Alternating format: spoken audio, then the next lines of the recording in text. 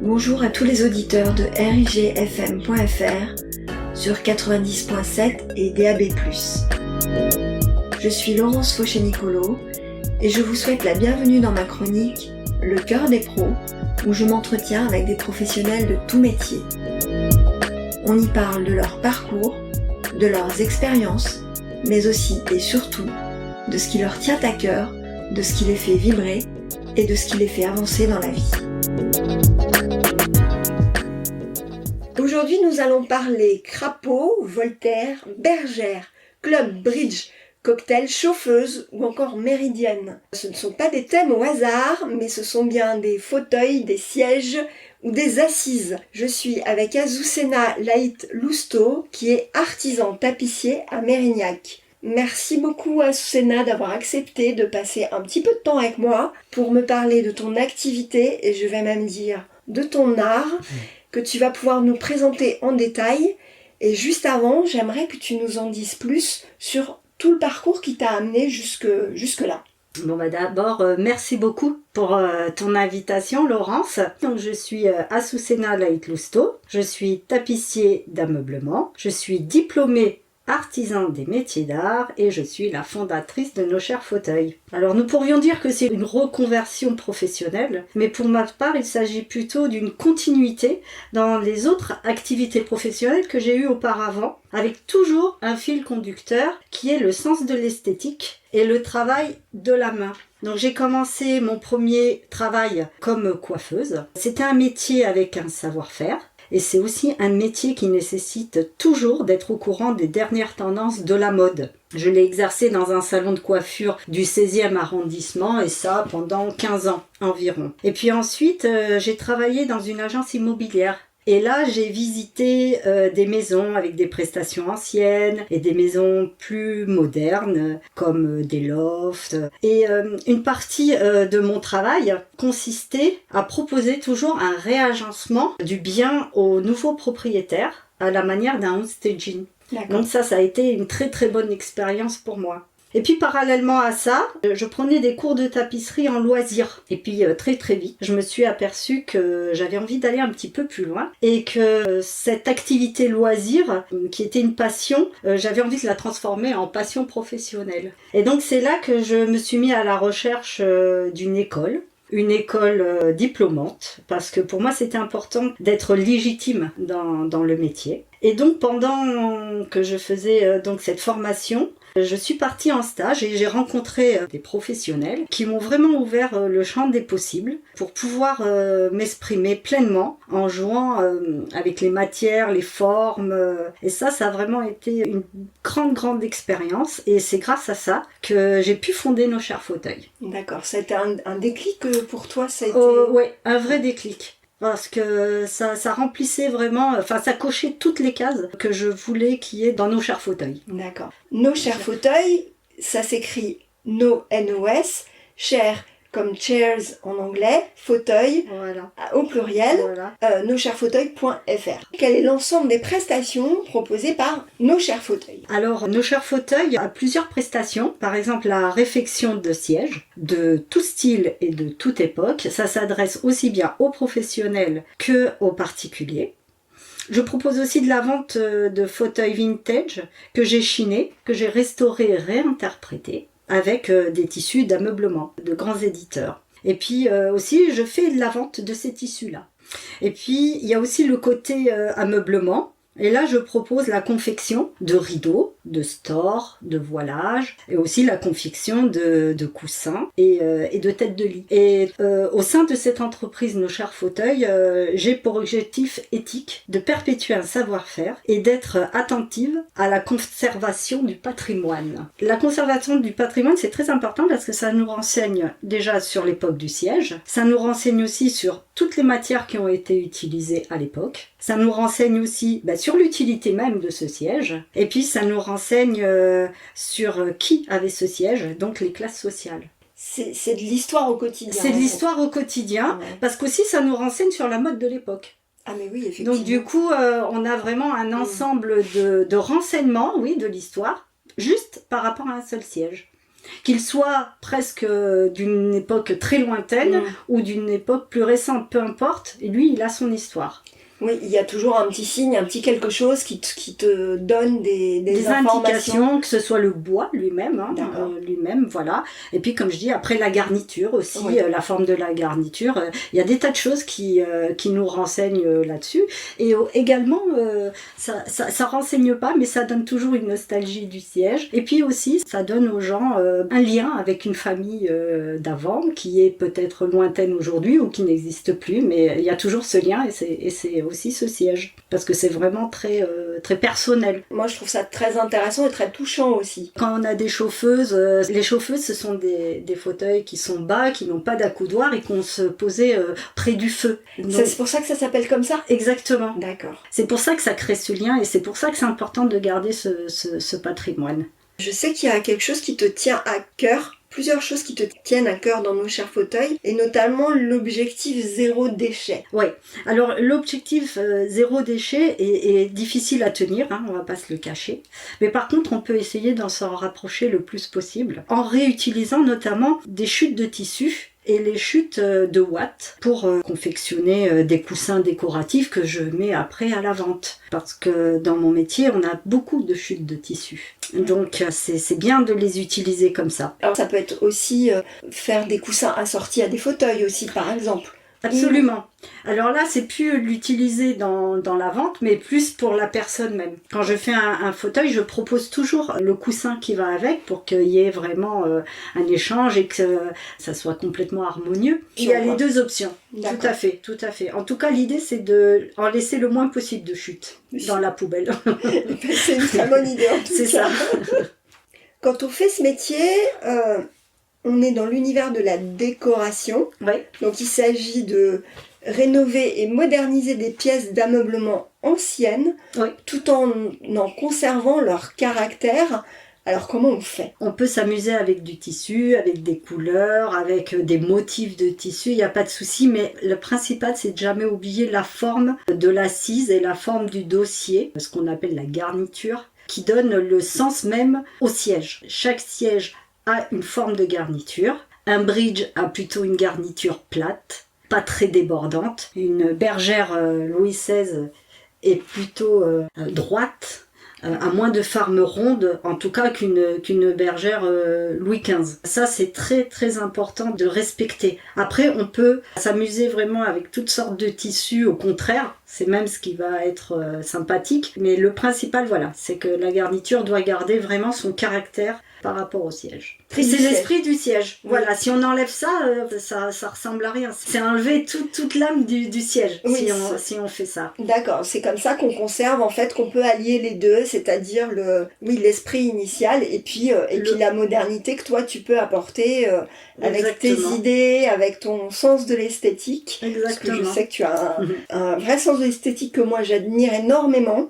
Parce que je ne serais pas capable de faire des associations de tissus comme toi, tu peux les faire. C'est aussi un métier. Et c'est pour ça que les tutos sont compliqués, parce que souvent on voit des gens qui expliquent, c'est très bien, mais à la fin, ça ne ressemble pas non plus à grand-chose, parce que justement, l'âme et cette garniture qui est vraiment très importante à respecter n'est pas respectée, mais pas parce qu'ils ne veulent pas, mais c'est juste parce que ce n'est pas leur métier. Dans le temps, quand ils font ce genre de choses, ça ne tient pas. La technique n'est pas là. Mais c'est normal, c'est un métier, encore une fois, donc ça ne s'invente pas. Azucena, est-ce qu'il y a des périodes que tu préfères ? Les années 50, 60, 70 ? Qu'est-ce qui te touche le plus ? Alors moi, la période que j'aime le plus, c'est les années 50. On ne va pas s'arrêter aux années 50, il y a aussi les années 60 et les années 70, mais vraiment la période vraiment que je préfère, c'est quand même les années 50, parce qu'on est à la fin de la guerre et on sort de ces années austères. Donc après, c'est des vraies révolutions en matière de création, que ce soit pour les formes, les matières, du mobilier. Et donc là, on va utiliser pour le mobilier, pour les sièges aussi, de l'acier tubulaire. On va utiliser du formica, du plastique moulé. Donc c'est le début de l'industrialisation. Le plastique moulé, ça peut autoriser de faire des formes un peu... Par exemple, on a le fauteuil Pantone qui vraiment est d'un seul tenant Voilà, je sais pas si tu vois ce que je veux dire. En S, comme part ça en S, absolument. Voilà. Et donc ça ne peut se faire que du plastique moulé. Il n'y a une seule pièce. Une seule pièce, voilà. Et il n'y a aucun angle, que du rond. Et donc, ça, c'est les années 50. Ça, c'est les années 50, même avant. Hein. Mais là, vraiment, ça s'est vraiment intensifié, puisque le pouvoir d'achat des gens était beaucoup plus important à ce moment-là. Donc, du coup, les designers, ils ont pu créer plein de choses et proposer ce genre de meubles en série. Mais ces meubles, ils s'adaptaient, ils étaient toujours... et c'est ça que moi, j'adore dans les années 50, c'est que n'importe quel meuble, il s'adapte, il est fonctionnel. Et donc, ils étaient aussi légers. Ce qui permettait de bouger les meubles chez soi. Donc là, on avait des meubles légers, beaux, fonctionnels, et des meubles qui s'adaptent partout dans les petits logements, parce que les logements deviennent de plus en plus petits, puisqu'on habite des appartements, on n'habite plus seulement à la campagne. Et aussi, c'était les années des grandes créations, c'est là où il y a eu le travail de beaucoup de designers français, italiens, danois, américains.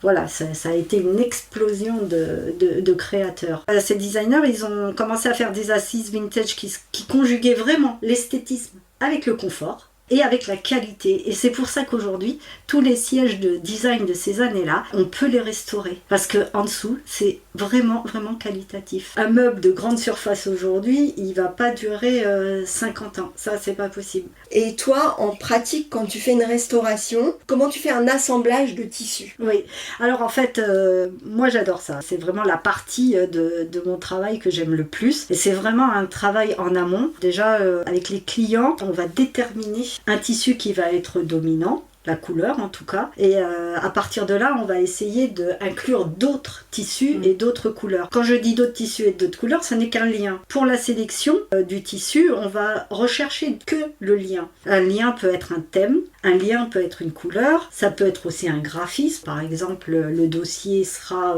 avec des fleurs et la scie sera aussi avec des fleurs, mais de couleurs différentes. Le graphisme est exactement le même, mais les motifs plutôt, mais pas les couleurs. Et puis ça peut être aussi la matière, différentes couleurs, mais de matière exactement la même, par exemple le lin. Et puis aussi, si on fait 2 sièges qui vont être dans la même pièce, qui ne vont pas avoir du tout le même tissu ni les mêmes couleurs, mais il y aura un galon de la même couleur qui fera le lien entre les 2 fauteuils.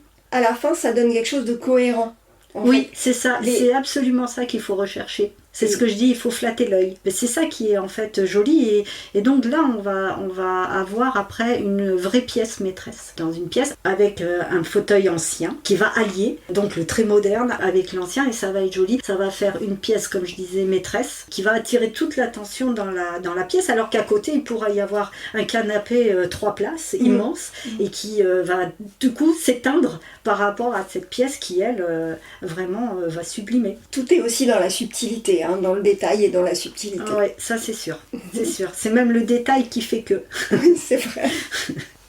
Est-ce que tu te déplaces chez tes clients pour t'inspirer de leur intérieur ou est-ce que tu peux travailler d'après des photos pour l'atmosphère mais aussi pour le travail sur le fauteuil? Oui, je me déplace chez les gens parce que ça me permet de m'inspirer de leur décoration, savoir les couleurs dominantes qui sont chez eux, est-ce que c'est des couleurs chaudes, est-ce que c'est des couleurs froides, savoir aussi où ils vont placer le fauteuil, c'est important parce que c'est pas la même chose dans une chambre que dans un salon, parce que dans un salon il va être très sollicité, donc je vais voir si l'assise je dois la faire plus ferme ou plus légère. Je le vois aussi quand je vois mes clients par rapport à leur gabarit. Je vois leur décoration et je vois aussi pour quelle utilité et pour qui dans la maison.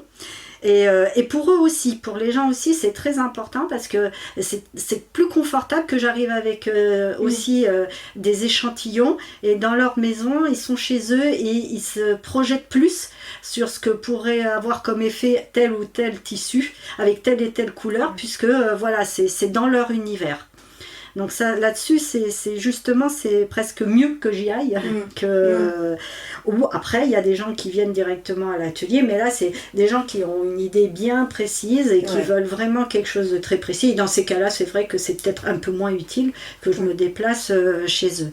Et puis après aussi, il y a des déplacements qui sont impératifs, comme les mesures prises pour faire des rideaux pour les fenêtres, aussi pour des têtes de lit, pour mesurer vraiment ce qu'il nous faut. Alors les photos, quand la personne se trouve loin ou qu'elle peut pas se déplacer dans l'immédiat, ou que moi je peux pas me déplacer, c'est vrai que ça peut être très intéressant qu'elle m'envoie des photos, comme ça je vois déjà son univers de décoration et de quel fauteuil il s'agit. Par contre, après, ça va être pour lui indiquer un tarif, pour faire un devis, pour que déjà elle ait une idée du coût de la réflexion. Mais en aucun cas je travaille vraiment sur photo, parce que je peux pas me rendre compte de l'état du fauteuil. Ouais. Est-ce qu'il y a des fauteuils qui sont plus difficiles à rénover que d'autres ? Oui, absolument. Il y a vraiment des fauteuils qui requièrent des compétences et un savoir-faire, même sur plusieurs années. Des fauteuils crapaud à bosse, par exemple, voilà, c'est des fauteuils qui sont ronds et qui ont une bosse au milieu. Voilà, c'est difficile de le décrire, mais on va dire que, bon, comme image, si on se met devant, on voit un peu un crapaud. Mais ça, c'est vraiment des fauteuils très complexes. Les fauteuils aussi qui demandent beaucoup de technique, c'est les fauteuils empire qui nécessitent quelque chose de très strict avec ce qu'on appelle des lames de couteau, le capiton, pareil. Le capitonnage, c'est les boutons, quand on ramène des boutons avec des plis sur certains fauteuils ou canapés, comme les Chesterfield par exemple. Et ça, c'est vraiment, on est dans des fauteuils très compliqués. Après, il y a des choses un peu moins compliquées, qui demandent toujours de la technique, quoi qu'il en soit, mais c'est un peu moins compliqué que ces fauteuils-là. Sur quel fauteuil, toi, est-ce que tu préfères travailler ? Alors, comme je disais, moi, les années 50...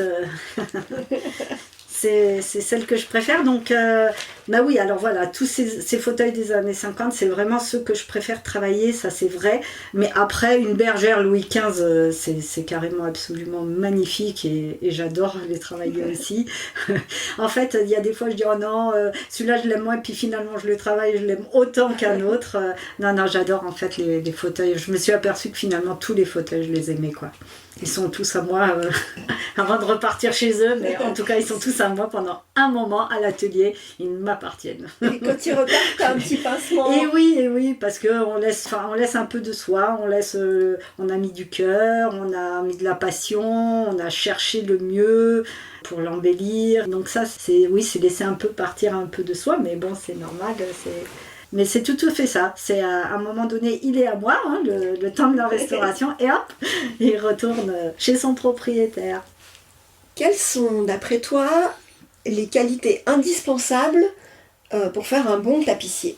Donc pour moi, pour être un bon tapissier, il faut une bonne dextérité manuelle, il faut de la précision, il faut avoir de l'amour du travail bien fait.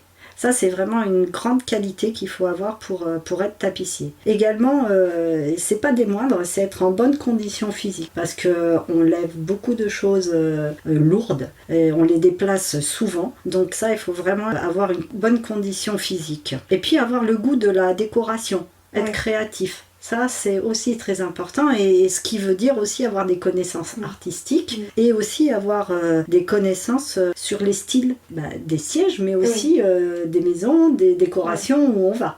C'est très important également d'avoir une bonne écoute pour comprendre ce que veut le client, pour être à même d'arriver à un bon résultat qui le satisfasse. Être patient.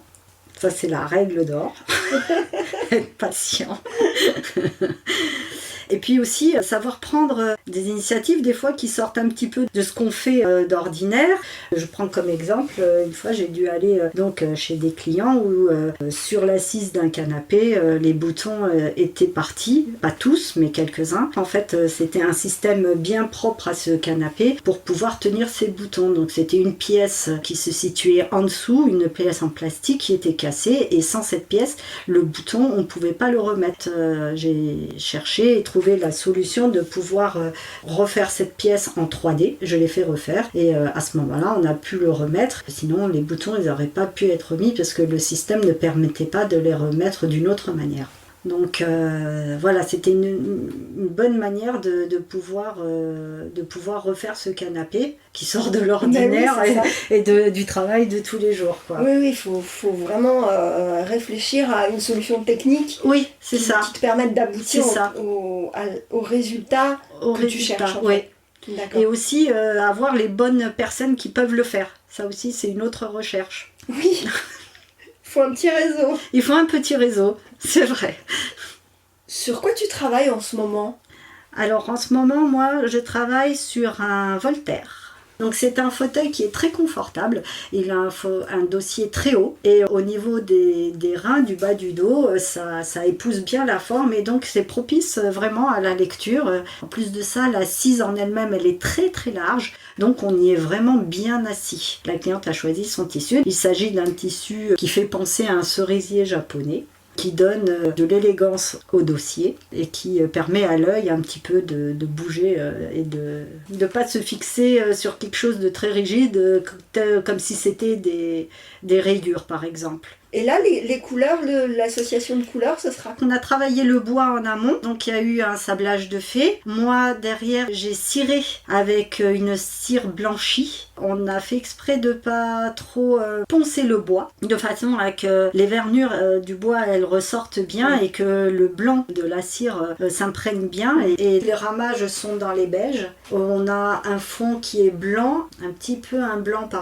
nacré. Et en dessous ce blanc nacré, il y a du noir. Et donc, la cliente avait envie de mettre des clous et donc les clous vont être noirs, ça sera des clous qui sont noirs mat, qui vont rappeler ce fond noir, mais ça fait aussi ressortir et ça fait vraiment contraste avec le bois qui est blanc. D'accord, c'est tout en subtilité tout exactement, ça. On est dans des contrastes, dans des associations, dans des rappels, voilà. Sur ce joli Voltaire. Mais je sais que tu mettras une photo sur ton site. Absolument. Dont je vais rappeler le nom. C'est Nos Chers Fauteuils, tout attaché, cher, CHAIRS, fauteuil au pluriel. Donc noschersfauteuils.fr. Où on peut voir toutes les créations que tu as faites, mais aussi les fauteuils que tu as en vente. Absolument. Et puis, moi je voulais te remercier d'avoir passé un petit peu de temps à m'expliquer ton travail, ton art, et on voit bien que ça te fait vibrer, et que c'est ta passion, et moi j'ai passé un très bon moment avec toi. Écoute, moi aussi, c'était avec grand plaisir, et pour ma part, je voulais remercier La Griffe Éditoriale pour la réalisation de mon site, dont je suis vraiment très fière, qui me ressemble vraiment. Et qui n'attire que des compliments de mes clients. Eh ben merci, ça me va droit au cœur. Et c'est vrai. Merci. À bientôt. Merci à toi surtout. Merci. Au revoir. Au revoir.